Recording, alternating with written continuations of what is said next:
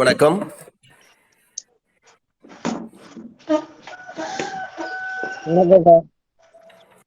Section 300 chapter number 24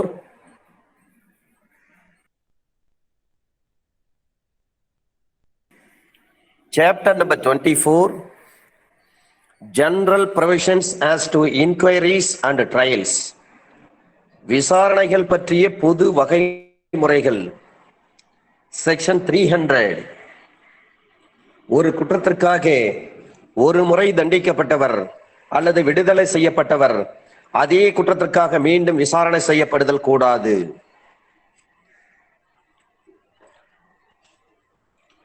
under section 301 அரசு குற்றத்துறை வழக்கறிஞர்கள் முன்னிலையாகுவதை பற்றி சொல்கிறது. அண்டர் செக்ஷன் 302 ஒரு குற்ற வழக்கை நடத்துவதற்கு அனுமதி. செக்ஷன் 303 யார் மீது நடவடிக்கைகள் தொடரப்பட்டுள்ளனவோ அவர் எதிர்வாதம் செய்வதற்கான உரிமை. செக்ஷன் 304 சில வழக்குகளில் அரசாங்க செலவில் எதிரிக்கு சட்ட உதவி செய்தல். செக்ஷன் 305 ஒரு கூட்டு நிறுவனமோ அல்லது பதிவு பெற்ற சங்கமோ ஒரு வழக்கில் எதிரியாக இருக்கின்ற பொழுது என்ன நடைமுறை. செக்ஷன் 306 ஒரு கூட்டு குற்றவாளிக்கு மன்னிப்பு அளிக்கக்கூடிய அதிகாரம்.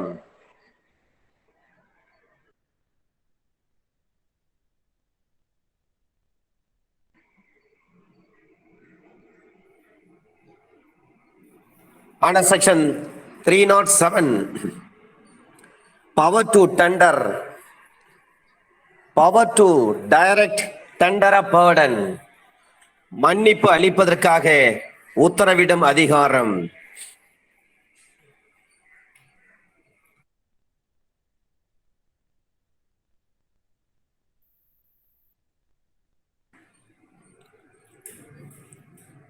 ஒரு வழக்கு ஒன்றை மேல் விசாரணைக்கு அனுப்பிய பிறகு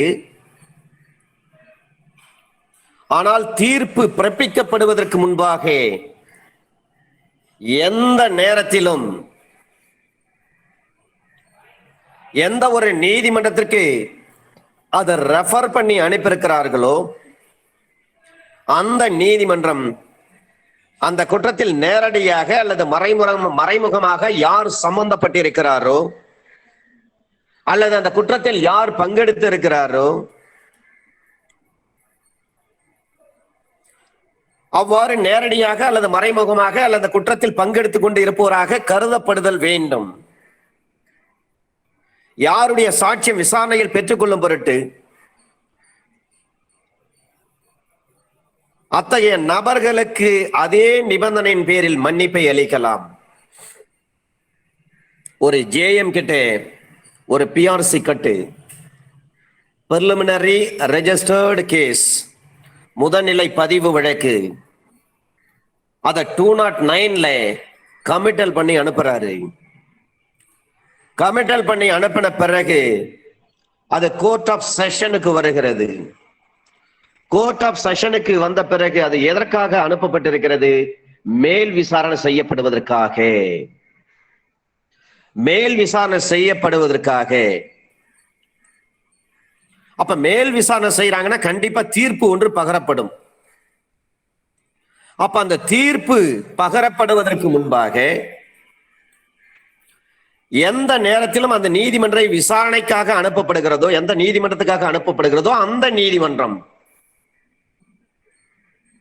அவற்றை கருத்தில் எடுத்துக்கொண்டு இந்த வழக்கில் நேரடியாக அல்லது மறைமுகமாக அல்லது இது யார் பங்கெடுத்திருக்கிறாரோ யார் என்று குற்றவாளி யார் என்று கருதுகின்ற பொழுது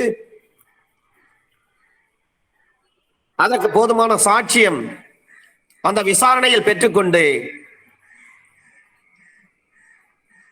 அதே நிபந்தனையின் பேரில் மன்னிப்பை அளிக்கலாம். 306 சில விஷயங்கள் சொல்லப்பட்டிருக்கிறது. ஒரு சிஜேஎம் அல்லது ஒரு எம்எம் அல்லது ஒரு ஜேஎம்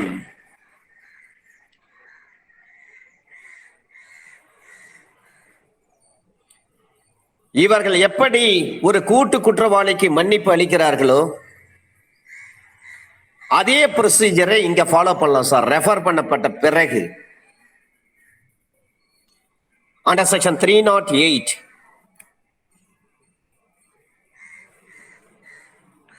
ஒரு மன்னிப்புக்கான நிபந்தனைகளை நிறைவேற்றாத ஒருவரை விசாரணை செய்தல்.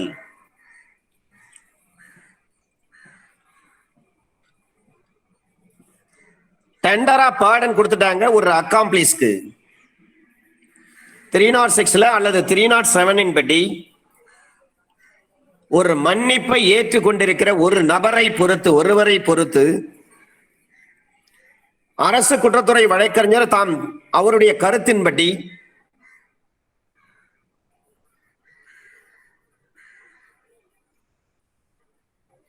வேண்டுமென்றே மறைப்பதன் மூலமாக அல்லது பொய் சாட்சி தருவதன் மூலமாக எந்த நிபந்தனையின் பேரில் அந்த மன்னிப்பு அளிக்கப்பட்டதோ அந்த நிபந்தனைகளை நிறைவேற்ற குற்றம் சுமத்தப்பட்ட நபர் தவறிவிட்டார் என்று சொல்லி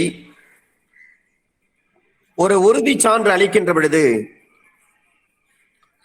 எந்த குற்றத்தை பொறுத்து அவ்வாறு மன்னிப்பு அளிக்கப்பட்டதோ அந்த குற்றத்திற்காக அதே விஷயம் சம்பந்தமாக வேறு எந்த குற்றத்தை செய்தவராக அவர் தோன்றுகிறாரோ அந்த குற்றம் எதற்காகவும் அதோடு கூட பொய் சாட்சி தந்த குற்றத்திற்காகவும் அந்த நபர் விசாரணை செய்யப்படலாம். டெண்டரா பார்டன் கொடுப்பதே நீங்க இதுக்கு மேல எந்த குற்றம் செய்யக்கூடாது, திருந்தி வாழணும். நீங்க அரசனுடைய புலனாய்வுத்துறை ஏஜென்சிக்கு உதவி செய்திருக்கிறீங்க இந்த வழக்கை மேற்கொண்டு சிறப்பாக நடத்தி முடிப்பதற்கு, குற்றவாளிகளை கண்டுபிடிப்பதற்கு.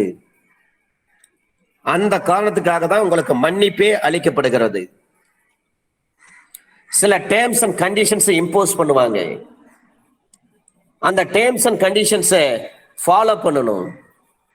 டேர்ம்ஸ் அண்ட் கண்டிஷன்ஸை வயலேட் பண்ணிட்டாருன்னா பப்ளிக் ப்ராசிக்யூட்டர் அல்லது அசிஸ்டன்ட் பப்ளிக் ப்ராசிக்யூட்டர் அவங்க முறையா ஒரு பெட்டிஷன் போடுவாங்க, ஒரு மெமோ ஃபைல் பண்ணுவாங்க.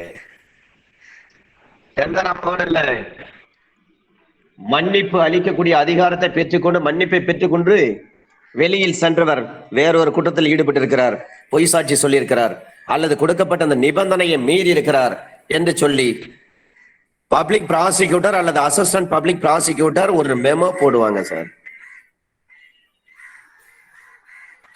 அதன்படி அந்த அக்காம்ப்ளிஸை விசாரணை செய்ய முடியும். இதுல ப்ரொவிஷன் சொல்றாங்க, அந்த அக்காம்ப்ளிஸ் மற்ற எதிரிகளோடு சேர்ந்து கூட்டாக விசாரணை செய்யப்பட வேண்டுமா? ஆனால் இந்த வழக்கை பொறுத்தவரை ஒரு அக்காம்ப்ளிஸ் வராருன்னு சொன்னால் அவர் கொடுக்கக்கூடிய ஒரே ஒரு எவிடன்ஸ் வச்சு தண்டிக்க முடியாது, கரபரேஷன் இருக்கணும். சுப்ரீம் கோர்ட் பல தீர்ப்புல சொல்லிட்டாங்க.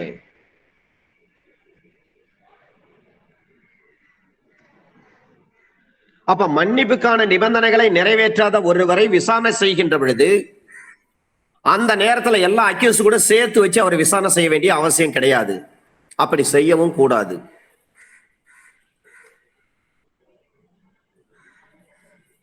ஏற்கனவே அவரை விசாரணை செஞ்சிருக்கிறாங்க, மற்ற எதிரிகளோடு விசாரணை செய்துதான் தண்டனை கொடுத்திருக்காங்க. இவருக்கு டெண்டர் ஆஃப் பார்டன் கொடுத்திருக்காங்க. சில டேர்ம்ஸ் அண்ட் கண்டிஷன்ஸ் அடிப்படையில் தான் இவரை ரிலீஸ் பண்ணியிருக்காங்க. வெளியில போனவர் அந்த நிபந்தனைகளை சரிவர நிறைவேற்றாத காரணத்தினால அல்லது இதே மாதிரி வேற ஒரு குற்றத்தில் ஈடுபட்ட காரணத்தினால் அல்லது பொய் சாட்சி சொன்ன காரணத்தினால் இவர் மீது மீண்டும் விசாரணை ரீஓபன் பண்றாங்க. அந்த நேரத்தில் இந்த அக்காம்ப்ளிஸை கொண்டு அவருடன் ஏற்கனவே செய்த குற்றவாளிகளோடு சேர்த்து விசாரணை செய்ய வேண்டிய அவசியம் கிடையாது, செய்யவும் கூடாது.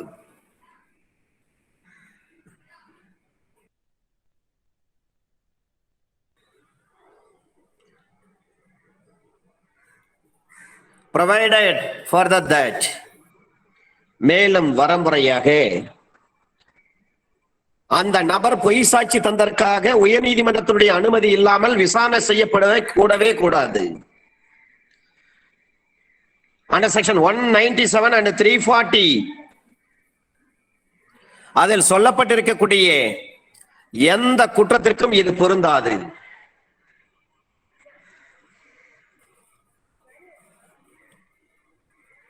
அது மட்டுமல்ல, சப்செக்ஷன் 2ல சொல்றாங்க, அவ்வாறு அளிக்கப்பட்ட அந்த மன்னிப்பை அளிக்கக்கூடிய அந்த மன்னிப்பை ஏற்றுக்கொண்ட பிறகு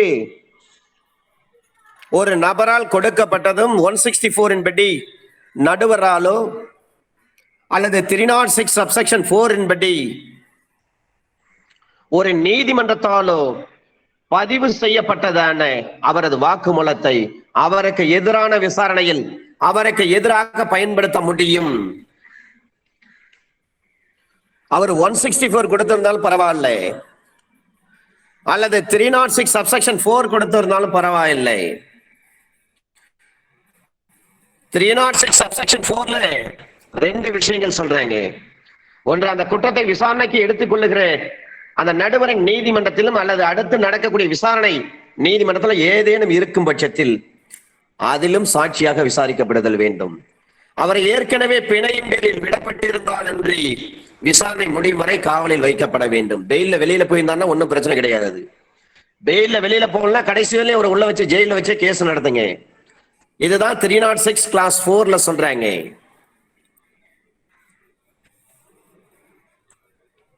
இது போன்ற சூழ்நிலையில் அவரால் கொடுக்கப்பட்ட அந்த வாக்குமூலத்தை அவருக்கு எதிராக அந்த விசாரணையில் பயன்படுத்த முடியும்.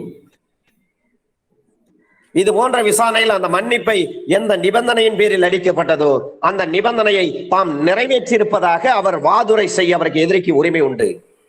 டேர்ம்ஸ் அண்ட் கண்டிஷன்ஸ் நான் சரியா ஃபுல்ஃபில் பண்ணிட்டு வர்றேன், வேணுமெனே மனு போட்டிருக்காங்க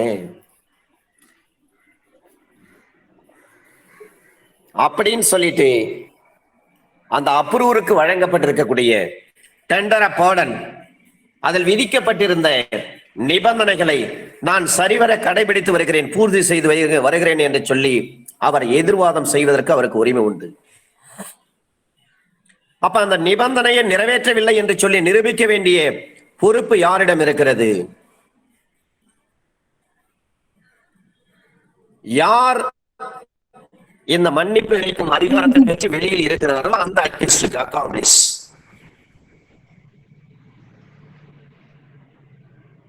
சப்செக்ஷன் 4ல சொல்றாங்க.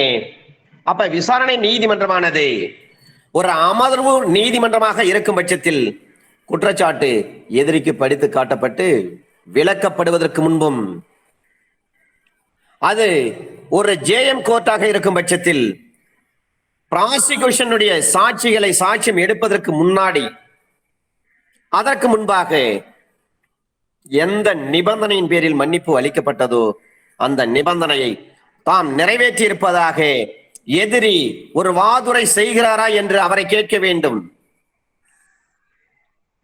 நீங்க டேர்ம்ஸ் அண்ட் கண்டிஷன்ஸ் நீங்க ஃபுல்ஃபில் பண்றீங்களா இல்லையான்ட்டு அவர்கிட்ட கேள்வி கேட்க வேண்டும்.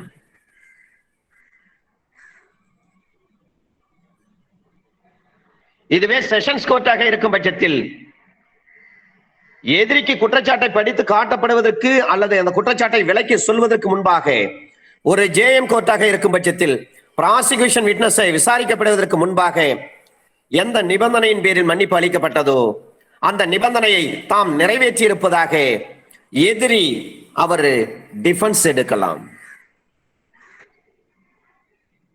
அப்ப எதிரி கிட்ட கேள்வி கேட்கணும், நீங்க எல்லாம் அந்த கண்டிஷன்ஸ் எல்லாம் கரெக்டா ஒபே பண்றீங்களா என்று அவரை கேட்க வேண்டும். சப்செக்ஷன் 5ல சொல்றாங்க, எதிரி அவ்வாறு அவர் வாதுரை செய்யும் பட்சத்தில் நீதிமன்றம் அவற்றை அப்படியே பதிவு செய்து கொள்ள வேண்டும், மேற்கொண்டு விசாரணை நடத்தணும். அந்த வழக்கில் தீர்ப்பு பகரப்படுவதற்கு முன்பாக அந்த மன்னிப்புக்கான நிபந்தனை நிறைவேற்றி இருக்கின்றாரா இல்லையா என்பதை குறித்து ஒரு காணல் வேண்டும்.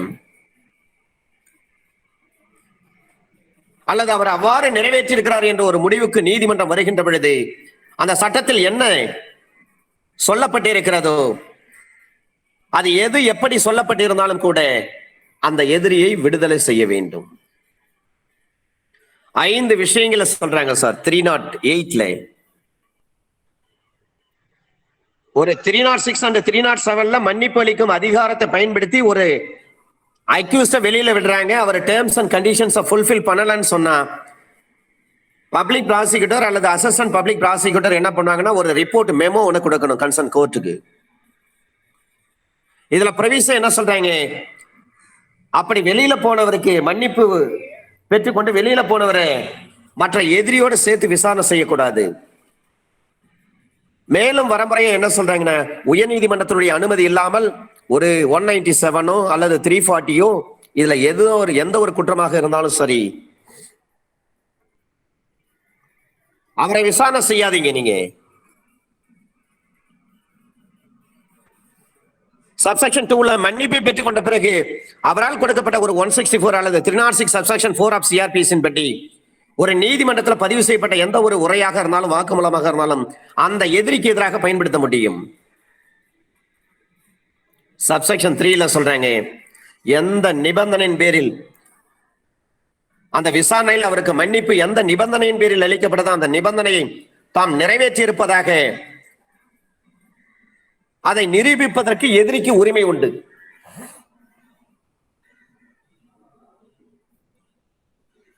அவர் நிபந்தனையை நிறைவேற்றவில்லை என்று சொல்லி ப்ராசிக்யூஷன் தான் அதை நிரூபிக்கணும். நாங்க நிரூபிச்சுட்டீங்க, டேர்ம்ஸ் அண்ட் கண்டிஷன்ஸ் நான் கரெக்டா தான் ஃபாலோ பண்ணிட்டு வரேன்னு அக்யூஸ்டர் சொல்லுவாரு. ஆனா ப்ராசிக்யூஷன் தான் இல்லைங்க, அவர் நிபந்தனை நிறைவேற்றவில்லை, அப்ப அதை நிரூபிக்க வேண்டிய பொறுப்பு யாரிடம் இருக்கிறது? ப்ராசிக்யூஷன் தான் இருக்கிறது. ப்ராசிக்யூஷன் தான் அதை நிரூபிக்கணும். மன்னிப்பு அளிக்கும் அதிகாரத்தை பயன்படுத்தி வெளியில போனவரு நீதிமன்றம் விதித்த நிபந்தனைகளை அவர் பூர்த்தி செய்யவில்லை என்று சொல்லி ப்ராசிக்யூஷன் தான் விசாரிக்கணும். சப்செக்ஷன் 4ல 2 விஷயம் சொல்றாங்க. ஒண்ணு, செஷன்ஸ் கோர்ட்டா இருக்கும் பட்சத்தில் சார்ஜ் அவருக்கு படித்து காட்டி விளக்கம் சொல்லுவதற்கு முன்பாக அல்லது ஜேஎம் கோர்ட்டாக இருக்கும் பட்சத்தில் ப்ராசிக்யூஷன் விட்னஸ் விசாரிக்கப்படுவதற்கு முன்பாக சாட்சியம் எடுக்கப்படுவதற்கு முன்பாக எந்த நிபந்தனையின் பேரில் மன்னிப்பு அளிக்கப்பட்டதோ அந்த நிபந்தனையை நிறைவேற்றி இருப்பதாக எதிரி அவர் வாதுரை செய்கிறாரா இல்லையான்ட்டு கேள்வி கேட்டு ரெக்கார்ட் பண்ணிக்கணும். சப்செக்ஷன் 5ல சொல்றாங்க, அவர் அவ்வாறு வாதுரை செய்கிறாரு, கட்சி நடத்துறாரு, நான் நிபந்தனை சரியா ஃபுல்ஃபில் பண்றேன்னு சொல்லிட்டு ஒரு கட்சி எடுக்கிறாரு, ப்ளீ பண்றாரு, நீதிமன்றம் அதை ரெக்கார்ட் பண்ணிட்டு மேற்கொண்டு வழக்கு விசாரணை நடத்தணும். ஜட்ஜ்மெண்ட் டெலிவர் பண்ணுவதற்கு முன்பாக, ப்ரொனவுன்ஸ் பண்ணுவதற்கு முன்பாக எதிரி மன்னிப்புக்கான நிபந்தனை நிறைவேற்றி இருக்கிறாரா இல்லையா என்பதை குறித்து ஒரு முடிவுக்கு வர வேண்டும். ஒருவேளை எதிரி அந்த நிபந்தனையை சரிவர அவர் பின்பற்றி இருக்கிறார் என்று சொன்னால் சட்டத்தில் எது எப்படி சொல்லப்பட்டிருந்தாலும் அந்த அக்யூஸ்டை விடுதலை பண்ணிடுங்க. இதுதான் 308. இதை கேட்பதற்கு சில நேரம் வாய்ப்பு உண்டு. அதான் 2வது முறையும் அதை பற்றி பேசுறேன். 309ல சொல்றாங்க, அந்த நடவடிக்கைகளை தள்ளி வைப்பதற்கு அல்லது ஒத்தி வைப்பதற்கான அதிகாரம், power to postpone or adjourn proceedings.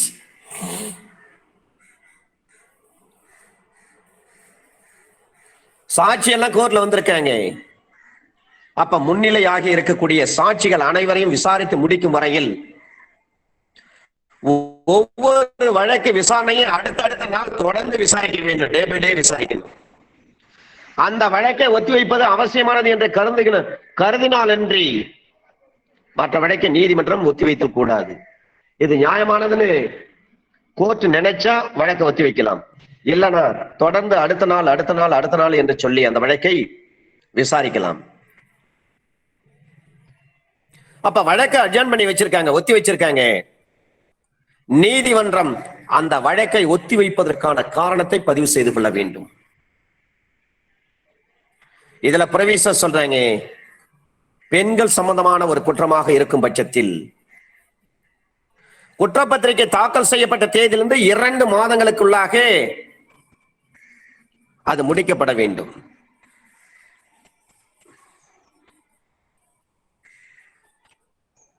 இந்த கேள்வியை கேட்கிறாங்க சார், சார்ஜ் ஷீட் ஃபைல் பண்ணா எவ்வளவு நாள்ல அந்த வழக்கை முடிக்கணும்?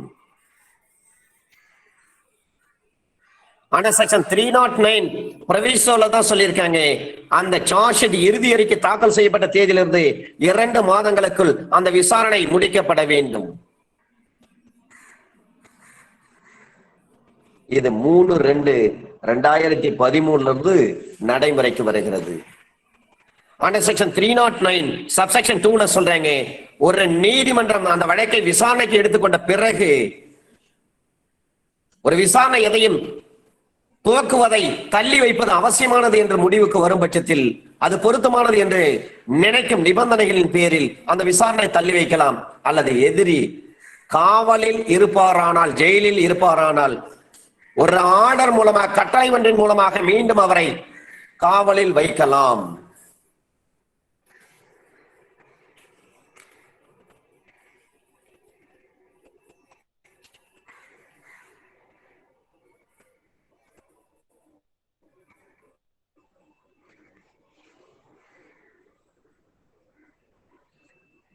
இதுல ஒரு பிரைஸோ,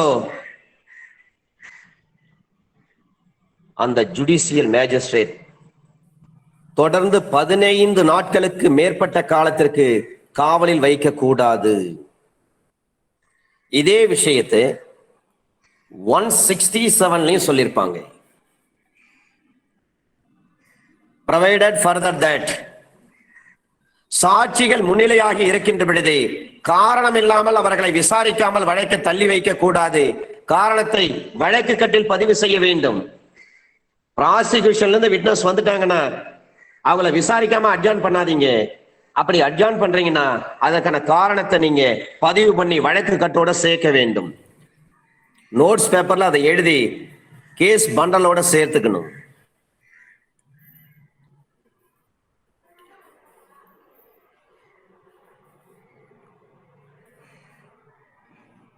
மேலும் வரம்புறையாக எதிரிக்கு எதிராக விதிக்கப்பட இருக்கக்கூடிய தண்டனை குறித்து எதிரி விளக்கம் அளிக்க வேண்டியதாக இருக்கின்ற பொழுது அந்த வழக்கை ஒத்தி போடவே கூடாது.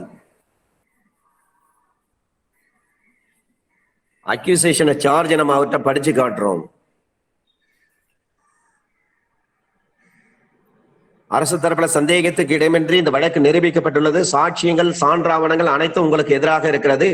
நீதிமன்றம் உங்களை தண்டிக்க இருக்கிறது இந்த வழக்கில். இதை பற்றி என்ன சொல்றீங்க அப்படின்னு கேள்வி கேட்கிறேன் பாரு சார்.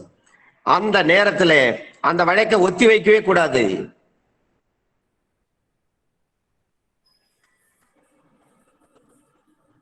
இது 31/12/2009 நாள் முதல் நடைமுறைக்கு வருகிறது. மேலும் கூடுதல் வரம்புறையாக அந்த சூழ்நிலைகள் வழக்கு தரப்பினருடைய கட்டுப்பாட்டுக்கு அப்பாற்பட்ட நிலையில் சென்றிருக்கின்ற போதின்றி மற்றபடி அந்த வழக்கு தரப்பினர் கேட்டுக்கொண்டதன் பேரில் வழக்கு விசாரணை தள்ளி வைக்க கூடாது. பார்ட்டிஸ் கேட்டாங்கன்னா அட்ஜார்ன் பண்ணுங்க, எல்லாம் அட்ஜார்ன் பண்ணாதீங்க. இதுவும் 31/12/2009. Under section 309 subsection 2 clause B சொல்றாங்க, ஒரு வழக்கறிஞர் மற்றொரு நீதிமன்றத்தில் வழக்கு நடத்தி கொண்டிருப்பதால் அதனை காரணம் காட்டி அந்த வழக்கு விசாரணை மற்றொரு தேதிக்கு மாற்றி வைக்கும்படி நீங்க கோர்ட்ல போயிட்டு கேள்வி கேட்காதீங்க. My senior council who is engaged with some other court, your honor. So the honorable court may be pleased to adjourn this case to next calling அல்லது நெக்ஸ்ட் வீக், நெக்ஸ்ட் மந்த் ஏதாவது ஒண்ணு சொல்லுவீங்க. நீங்க இதை ஒரு காரணமாக நீங்க பயன்படுத்தாதீங்க. ஒரு வழக்கறிஞர் மற்றொரு நீதிமன்றத்தில் வழக்கு நடத்தி கொண்டிருப்பதால் அதை காரணம் காட்டி அந்த வழக்கு விசாரணையை வேற ஒரு தேதிக்கு நீங்க அட்ஜார்ன் பண்ணி வைங்க அப்படின்னு சொல்லி கேட்க முடியாது. 309 சப்செக்ஷன் 2 கிளாஸ் B தெளிவா சொல்லிட்டாங்க. கிளாஸ் C சாட்சி ஒருவர் நீதிமன்றத்தில் முன்னிலையாக இருக்கின்ற பொழுது அந்த வழக்கு தரப்பினுடைய வழக்கறிஞர் அந்த விசாரணைக்கு வராத போதும் அந்த வழக்கு விசாரணை நடத்த அந்த விசாரணைக்கு வழக்கு தரப்பினரோ அல்லது வழக்கு தரப்பினுடைய வழக்கறிஞரோ வந்திருந்தும் சாட்சி விசாரிக்கவோ அல்லது குறுக்கு விசாரணை செய்யவோ தயாராக இல்லாத போதும் நீதிமன்றம் இது நியாயமானது என்று கருதுகின்ற நிலையில் முதல் விசாரணை அல்லது குறுக்கு விசாரணை தவிர்த்து சாட்சியிடமிருந்து வாக்குமூலத்தை பதிவு செய்து ஒரு உத்தரவை பிறப்பிக்கலாம்.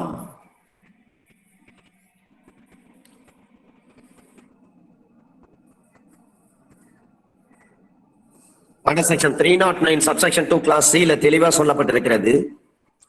ப்ராசிக்யூஷன்ல வரல,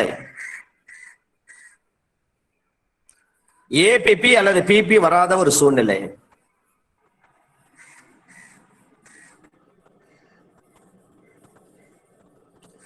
பார்ட்டிஸும் வரல அல்லது பார்ட்டியினுடைய வழக்கறிஞரும் வராத பொழுது, சாட்சிகளை வந்து முதல் விசாரணை செய்ய தயாராக இல்லாத பொழுதும், அதை போலவே குறுக்கு விசாரணை செய்ய தயாராக இல்லாத போதும், இது போன்ற சூழ்நிலையில மேஜிஸ்ட்ரேட் கேட்பாங்க, என்ன சாட்சி வந்திருக்காங்க, விசாரிக்க போறீங்களா? இல்லைங்களா? இல்லைங்க, ஏபிபி வரலைங்க, பிரைவேட் கம்ப்ளைண்ட்டும் வரலைங்க. அரசு வழக்காக இருக்கும் பட்சத்தில் ஆன் போலீஸ் ரிப்போர்ட்டாக இருக்கும் பட்சத்தில் ஏபிபி, அதர் தன் போலீஸ் கேஸ் என்று சொன்னால் பிரைவேட் கம்ப்ளைண்ட். அவரும் வரலைங்க, அவர் வக்கீலும் வரலைங்க, ஆனா சாட்சி வந்திருக்காங்க. சரி, விசாரிக்க போறீங்களா? இல்லைங்களா? விசாரணை செய்ய முடியாதுங்க. உடனே நீதிமன்றம் சீப் எடுக்க வேண்டிய அவசியம் கிடையாது, கிராஸ் எடுக்க வேண்டிய அவசியம் கிடையாது. நேரா சாட்சி கிட்ட ஒரு வாக்குமூலத்தை வாங்கிட்டு அந்த வாக்குமூலத்தை பதிவு செய்து கொண்டு ஒரு ஆர்டரை பாஸ் பண்ணிடலாம். இதுல ஒரு எக்ஸ்பிளனேஷன்,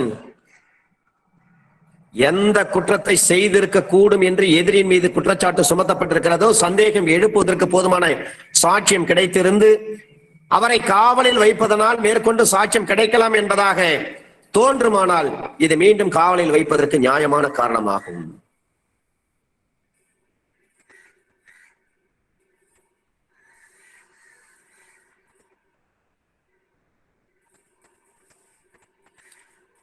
இதுல ஒரு கொஸ்டின், போலீஸ் கஸ்டடி எந்த செக்ஷன்ல வந்து சார் சொல்லப்பட்டிருக்கிறது?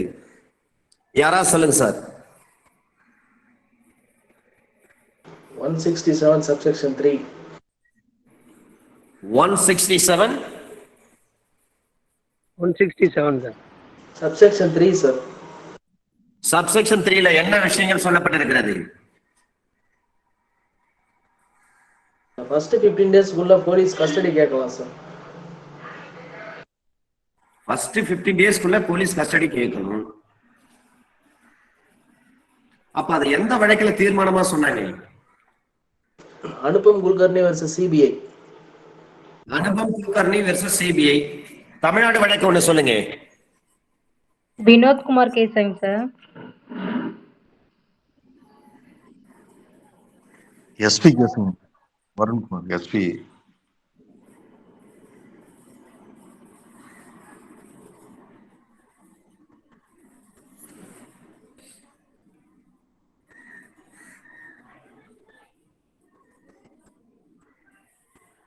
ஒன் 167 சப்செக்ஷன் 3 கொஞ்சம் படிங்க sir.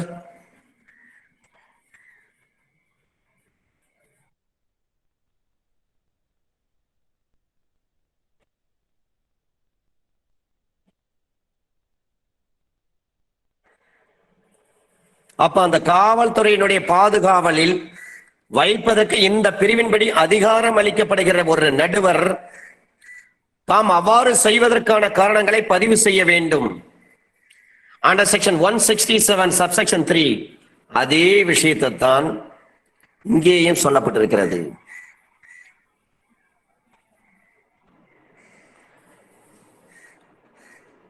Under section 309 subsection 2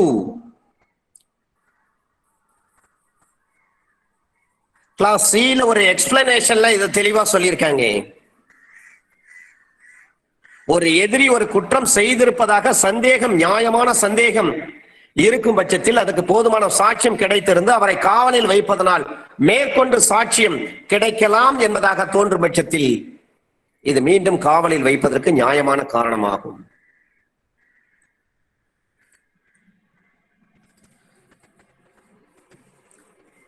explanation 2ல சொல்றாங்க, ஒரு வழக்கை ஒத்தி வைப்பதற்கு முன்பாக, தள்ளி வைக்க முன்பாக எந்த நிபந்தனைகள் விதிக்கப்படுகிறதோ அதுல வாதி தரப்பு அல்லது எதிர் தரப்பு உரிய சந்தர்ப்பங்களில் செலவு தொகையை அவர் செலுத்தணும். அட்ஜாயின் பண்றேன்னு சொன்னா அடுத்த முறை வராங்கன்னா அவங்களுக்கு பேட்டா கட்டணும். அதற்கான செலவினங்களை அவர்கள் ஏற்றுக்கொள்ள வேண்டும். இது போன்ற ஒரு நிபந்தனையை விதிக்க முடியுமா என்று சொன்னால் விதிக்க முடியும்.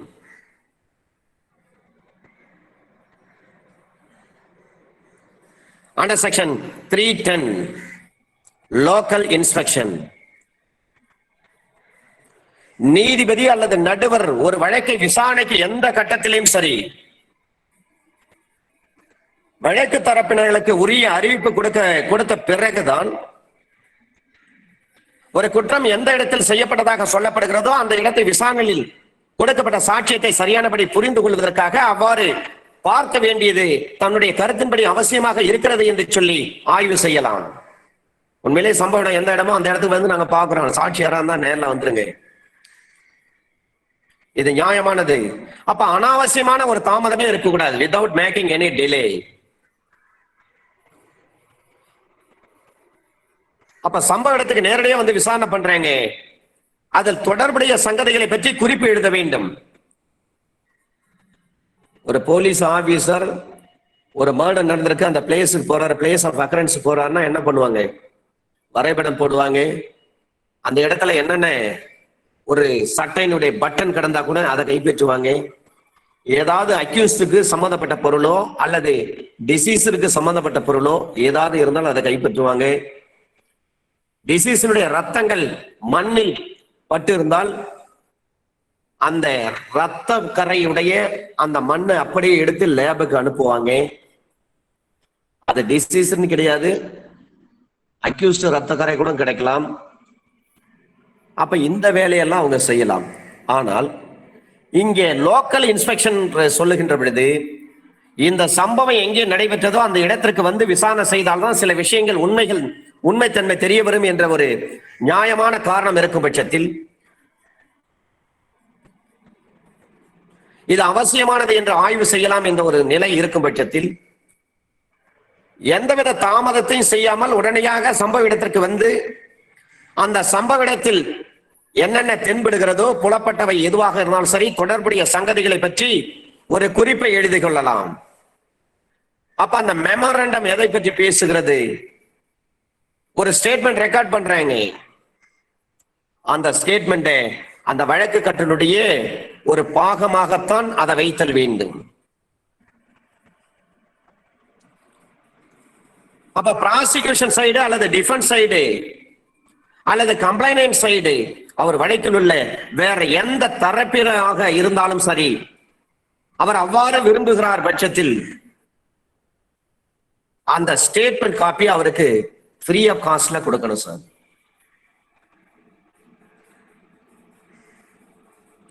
அப்ப லோக்கல் இன்ஸ்பெக்ஷனுக்கு அறிவிப்பு கொடுக்க வேண்டிய அவசியம் இல்லை என்றாலும் அவருக்கு எதிராக யாருக்கு எதிராக அனுமானிக்கப்படுகிறதோ அவர் அந்த கருத்திற்கு விளக்கம் அளிக்கின்ற வகையில் நடுவர் அவருக்கு வாய்ப்பளிக்கின்ற வகையில் ஒரு அறிவிப்பு செய்ய வேண்டும்.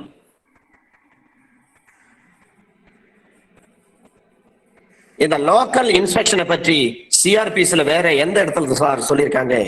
148 சார். Very good. ஆனா செக்ஷன் 148 சிஆர்பிஸ்ல சொல்லியிருக்கிறாங்க. அதே விஷயம் தான் ஏறக்குறைய 310லயும் சொல்லியிருக்காங்க.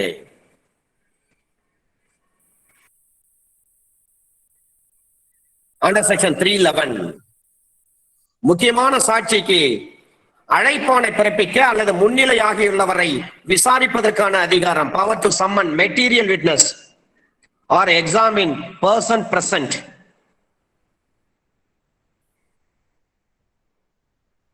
ஒரு நீதிமன்றம் இந்த சட்டத்தின்படி நடக்கக்கூடிய ஒரு வழக்கு விசாரணை எந்த கட்டத்திலும் சரி ஒருவரை சாட்சியாக முன்னிலையாகும்படி கட்டளையிடலாம். அல்லது சாட்சியாக கோர்ட்டுக்கு வந்திருக்காரு, முன்னிலையாகி இருக்கக்கூடிய ஒருவரை அவர் ஒரு சாட்சியாக முன்னிலைப்படுத்தவில்லை என்றாலும் கூட அவரை விசாரிக்கலாம். அல்லது ஏற்கனவே விசாரிக்கப்பட்டவரை மீண்டும் விசாரிக்கலாம். அவரை நீதிமன்றத்தில் ஆஜராக வேண்டும் என்று சொல்லி விசாரிக்கோ மீண்டும் கூப்பிட்டு மறு விசாரணை செய்யவோ எது வேண்டுமானாலும் செய்யலாம்.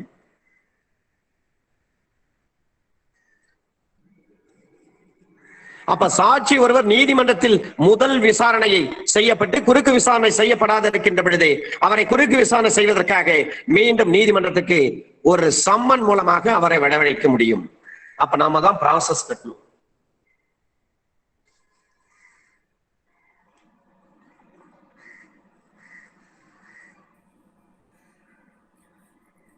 இதுவே போலீஸ் டிபார்ட்மெண்ட் ஒரு காவல்துறையினர் ஒரு வழக்கில் தனது புலன் விசாரணையின் பொழுது விசாரிக்காத சாட்சிகளை அரசு தரப்பு விருந்தினர் இந்த பிரிவின் கீழ் நீதிமன்றத்தில் மனு தாக்கல் செய்து அவரை சாட்சியாக விசாரிக்கலாம். லிஸ்ட் ஆஃப் விட்னஸஸ்ல இல்லாத நபரை கூட நம்ம சாட்சியாக விசாரிக்க முடியும். கோர்ட்ல மனு போட்டு கோர்ட் பெர்மிட் பண்ணா விசாரிக்கலாம்.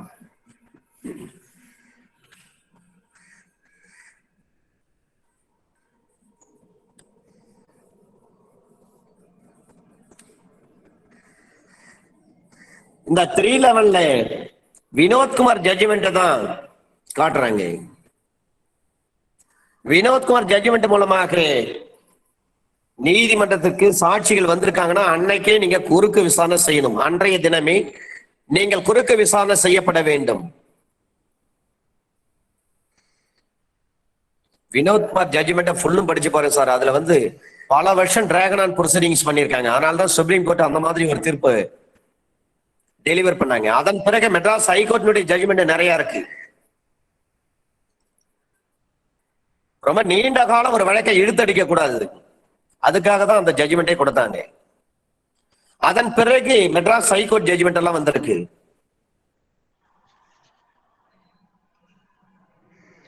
தினாநாத் வழக்கு வந்திருக்கு, கேஸ் வழக்கு வந்திருக்கிறது.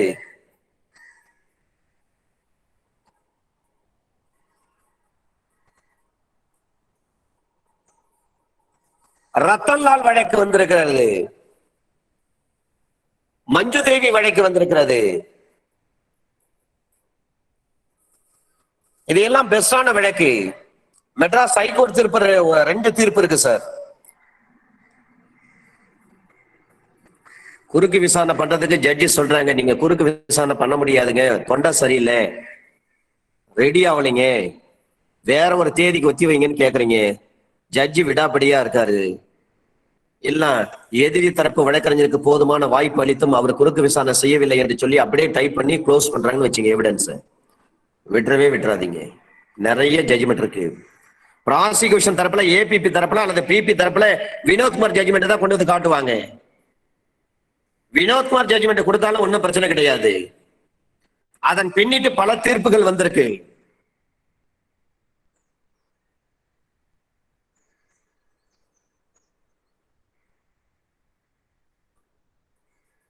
அந்த தீர்ப்புகள் அடிப்படையில் நீங்க 311 போட்டு மீண்டும் விசாரிக்கலாம் சார். 311 பொறுத்தவரை discretionary power of court. Rattanlal versus Prahlad Jat இந்த வழக்கு ரொம்ப முக்கியமான வழக்கு. இது 2018ல எம்எல்ஜேல ரிப்போர்ட் ஆயிருக்கு. எஸ்சிசி 2017 ரிப்போர்ட் ஆயிருக்கு. இந்த வழக்கை நீங்க கையில வச்சீங்க. ரத்தன்லால் வெர்சஸ் பிராங்க்லாட் ஜாட், PRAHLAD, பிராங்க்லாட் ஜாட், இதெல்லாம் நமக்கு பிராக்டிஸ்க்கு யூஸ் ஆகும். 2017 வால்யூம் 9 SCC பேஜ் நம்பர் 340. அதை போலவே Manju Devi versus state of Rajasthan 2019 volume 6 SCC page number 203.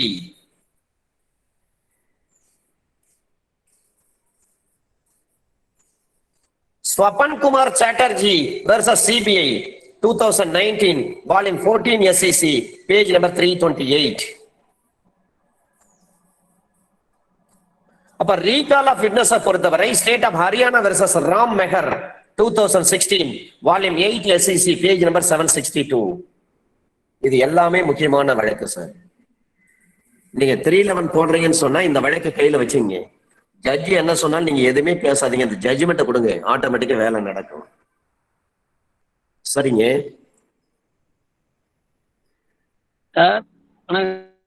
Sir. சொல்லுங்க சார். சார் சொல்லுங்க. இல்ல சார், ஜட்ஜ்மெண்ட் கொடுக்க சொல்றீங்க, அதே நேரத்துல டிஸ்கிரிஷனரி பவர் ஆஃப் கோர்ட்னு சொல்றீங்களா சார்? அதான் இது நான் சொல்ல சார், சுப்ரீம் கோர்ட் சொல்லியிருக்காங்க. டிஸ்கிரிஷனரி பவர் ஆஃப் கோர்ட் தான். இருந்தாலும் கோர்ட்டுக்கு அதிகாரம் இருக்குதுன்றதுக்காக கண்ணை மூடிட்டு அவங்க செயல்பட முடியாது. அதுல நியாயம் இருக்கணும். Okay sir.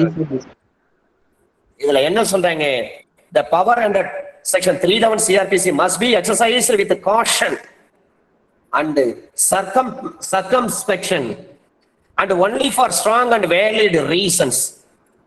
Recall of a witness already examined is not a matter of course. And a discretion given to court in this regard has to be exercised judicially to prevent failure of justice. அததான் பார்க்கணும். Failure of justice இருக்குதா இல்லையா அதை பார்த்துட்டு முடிவு பண்ணுங்க. அப்ப reasons for exercising such power should be spelled out in order. Delay in filing application for recalling a witness is one of the important factors which has to be explained in the application.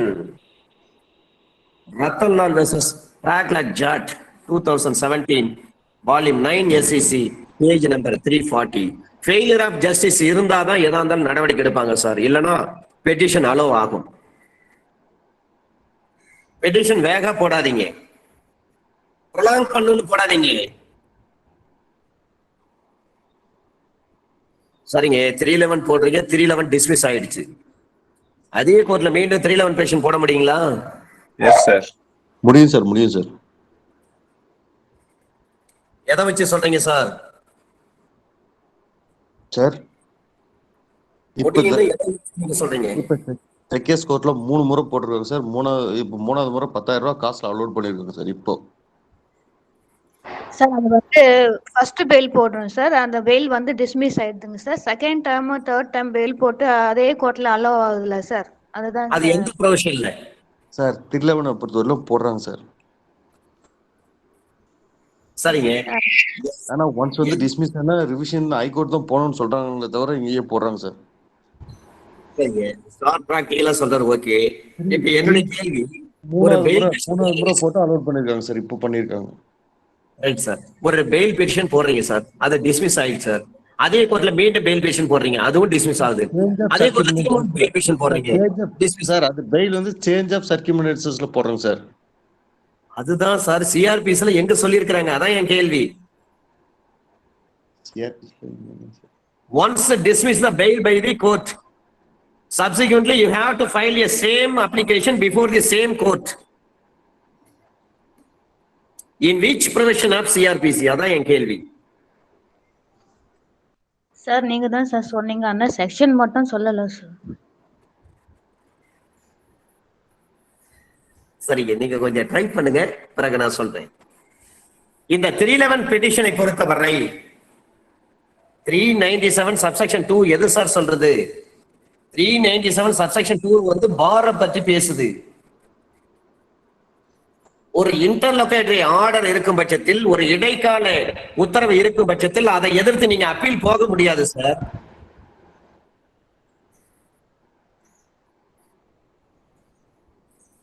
அப்ப 311 ஒரு உத்தரவு போடுறாங்கன்னா அது வந்து ஒரு இன்டர்லோகேட்டரி order.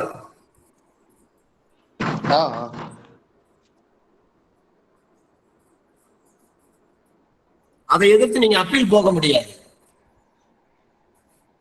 இததான் சொல்றாங்க 397 subsection 2 of சிஆர்பிசில அதற்கான தடைகளை பற்றி பேசுகிறது.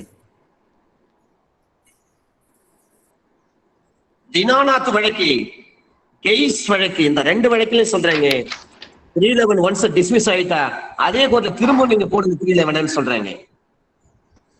இதுக்காக நீங்க ரிவிஷன் போக வேண்டிய அவசியம் கிடையாது.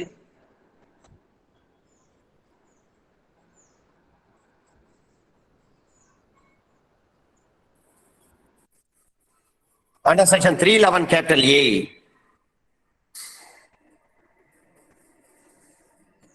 இந்த 311 கேபிட்டல் ஏவை பொறுத்தவரை ஒருவருடைய மாதிரி கையொப்பம் அல்லது மாதிரி கையெழுத்து கொடுக்கும்படி உத்தரவிடுவதற்கு நடுவருக்கு இருக்கக்கூடிய அதிகாரத்தை பற்றி பேசுறாங்க. அப்ப power of magistrate to order person to give specific signature or hand writing.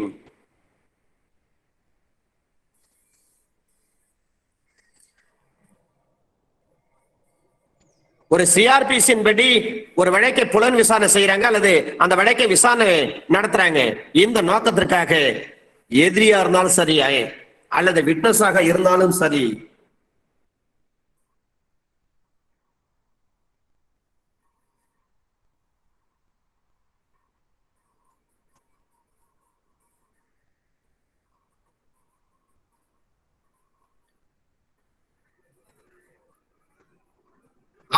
அவரிடம் இருந்து அவருடைய கையெழுத்தை கொடுக்கும்படி ஒரு ஃபர்ஸ்ட் கிளாஸ் ஜுடிஷியல் மேஜிஸ்ட்ரேட் உத்தரவிட முடியுமான தாராளமா உத்தரவிடலாம்.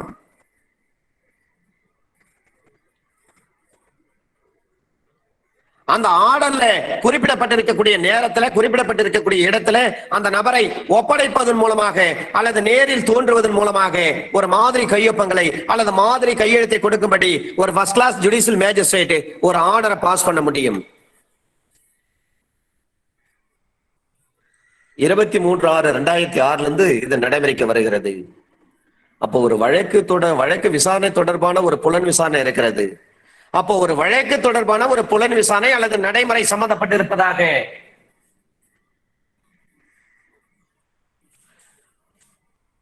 ஒருவரை கைது செய்யப்பட்டில்லாத பொழுது ஃபர்ஸ்ட் கிளாஸ் ஜுடிஷியல் மேஜிஸ்ட்ரேட் இது போன்ற கட்டளையை பிறப்பிக்க முடியுமா? இந்த 311 சிஆர்பிசின் படி இது போன்ற ஒரு கட்டளையை அவரால் பிறப்பிக்கவே முடியாது. இதே விஷயத்தை இந்தியன் எவிடன்ஸ் ஆக்ட்ல எந்த செக்ஷன்ல சொல்லியிருக்காங்க சார்? 73.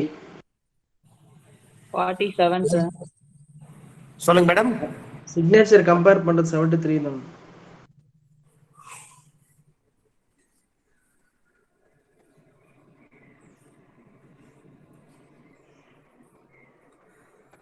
ஒருத்தர் சிக்னேச்சரே போட மாட்டேன்னு சொல்றாரு.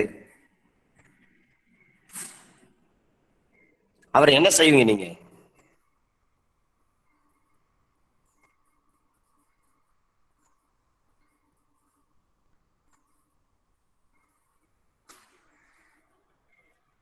கையெழுத்து போட மாட்டேன்னு சொல்றாரு சார். 179 சார். ஐபிசி 179. கையெழுத்து போட மறுக்கக்கூடிய ஒரு நபரை நீங்க அவர் மீது குற்ற வழக்கு தொடுக்க முடியுமா? Yes sir. 179. ஐபிசில எந்த செக்ஷன்ல சொல்றாங்க? 177 சார். நீங்க பேர் ஆக்ட பார்த்துட்டே சொல்லுங்க. 178ல என்ன சார் ஆரம்பிச்சு? OA SSI. 180 சார். 180. அப்ப 3 மாசம் சிறை தண்டனை கொடுக்க முடியும். ஒரு வக்காலத்துல இருக்கிற கையெழுத்து, ஒரு பிளைன்ட்ல இருக்கிற கையெழுத்து, இதனுடன் சேர்த்து ஒரு ப்ராமிசரி நோட்ல இருக்கிற கையெழுத்தை கம்பேர் பண்ண முடியுங்களா?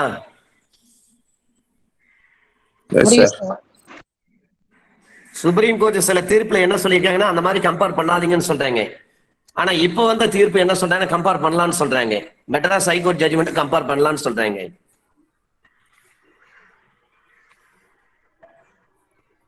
Under section 312, expenses of complainants and witnesses, புகார்தாரர்கள், சாட்சிகள் இவர்களது செலவுகளை நீங்கள் ஏற்றுக்கொள்ள வேண்டும். மனு போட்டு மனு அலோ ஆயிடுச்சுன்னா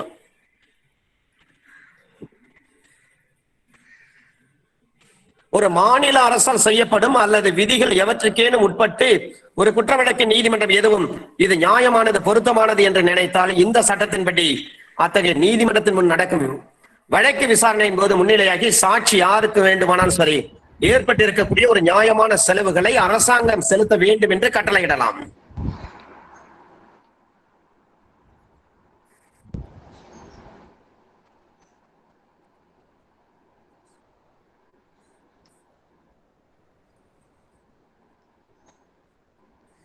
செக்ஷன் 313 எதிரியை விசாரிப்பதற்கான அதிகாரம், power to examine the accused.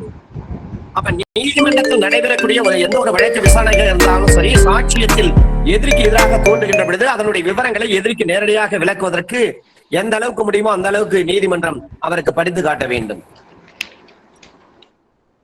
Rowther மைக்கை மியூட் பண்ணுங்க.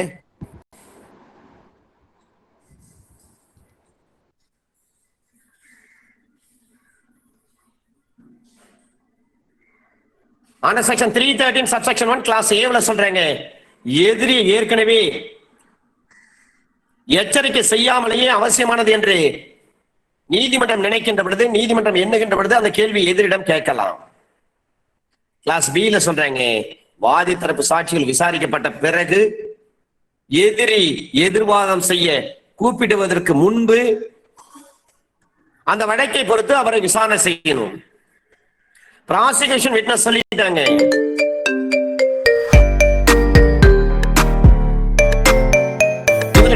எடுக்கணும்.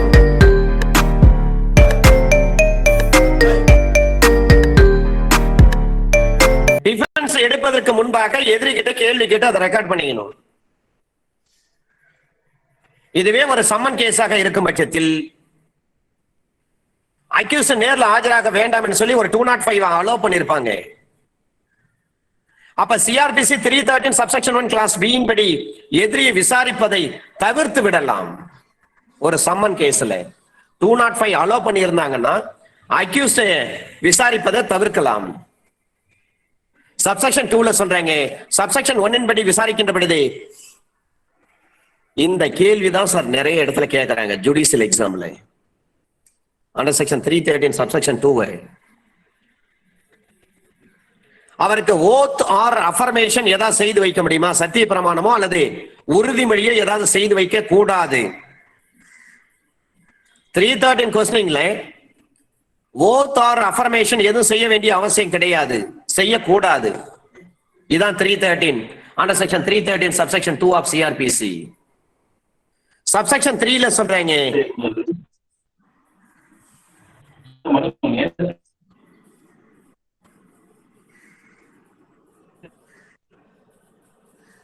கோர்ட் கொஸ்டின் கேட்கறாங்க, கேள்வி கேட்கறாங்க, எதிரி வந்து அதுக்கு பதில் சொல்ல மறுக்கிறாரு.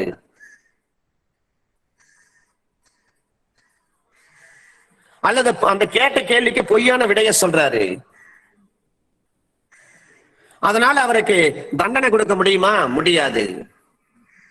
313 கொஸ்டின்ல அக்யூஸ்ட் வந்து பதில் சொல்ல மறுத்தாலும் சரி அல்லது பொய்யான விஷயங்கள் சொன்னாலும் சரி அதை வைத்து எதிரிக்கு தண்டனை தர முடியாது.